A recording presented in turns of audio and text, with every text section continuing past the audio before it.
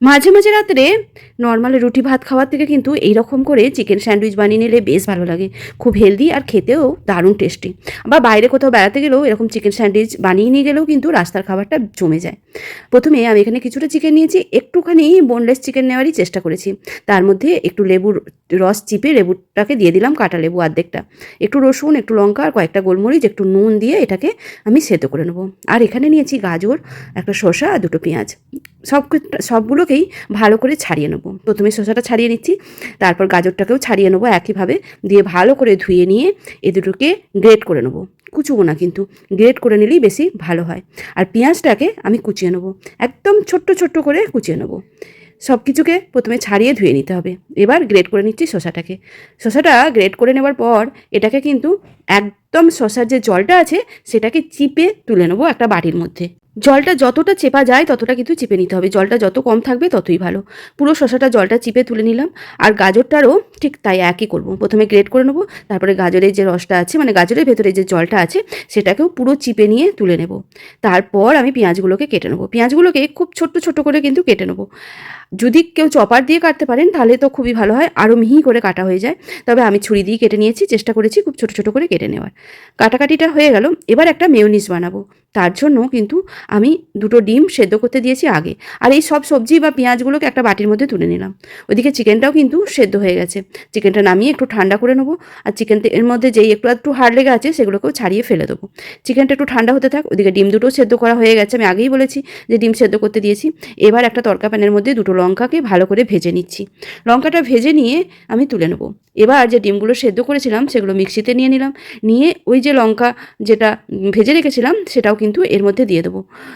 এটার একটা মেয়োনিজ বানিয়ে নেবো। আমি বাইরের কোনো মেয়োনিজ কিন্তু ব্যবহার করিনি, এতে বেশ খেতে দারুণ হয়েছিল। এবার শুকনো লঙ্কাটা দিয়ে দিলাম আর দিয়ে দেবো 2 চামচের মতো গুঁড়ো দুধ। দিয়ে এটার একটা পেস্ট বানিয়ে নেবো, কোনো জল কিন্তু কিচ্ছু দেবো না। খুব মিহি একটা পেস্ট এরকম তৈরি হয়ে যাবে। মেয়োনিজ আমার রেডি হয়ে গেছে। আর এই মেয়োনিজটা আগে থেকে বানিয়েও 2-3 দিন কিন্তু ফ্রিজে রেখেই দেওয়া যায়। এবার আমি যে মেয়োনিজটাকে ঢেলে নিয়েছি ওই মিক্সি জারের মধ্যেই আমি দিয়ে দিচ্ছি সেদ্ধ করে রাখা চিকেনটা। তবে এটা কিন্তু একদম মিহি পেস্ট করব না, একটু দানা দানা থাকবে সেরকম করে একটু ঘুরিয়ে নেবো, না হলে আবার ছিবড়ে ছিবড়ে থেকে যায়। ওই জন্যই আমি মিক্সিতে একটু ঘুরিয়ে নিচ্ছি। কেউ চাইলে হাতে করে খুব টুকরো টুকরো করে নিতে পারো। এটা কিন্তু একটু দানা দানা আছে, হাতে দিলেই বুঝতে পারা যাবে। ঠিক সেইভাবেই কিন্তু আমি এটাকে ঘুরিয়ে নিয়েছি। খুব পেস্ট করে নিলেও আবার ভালো লাগে না।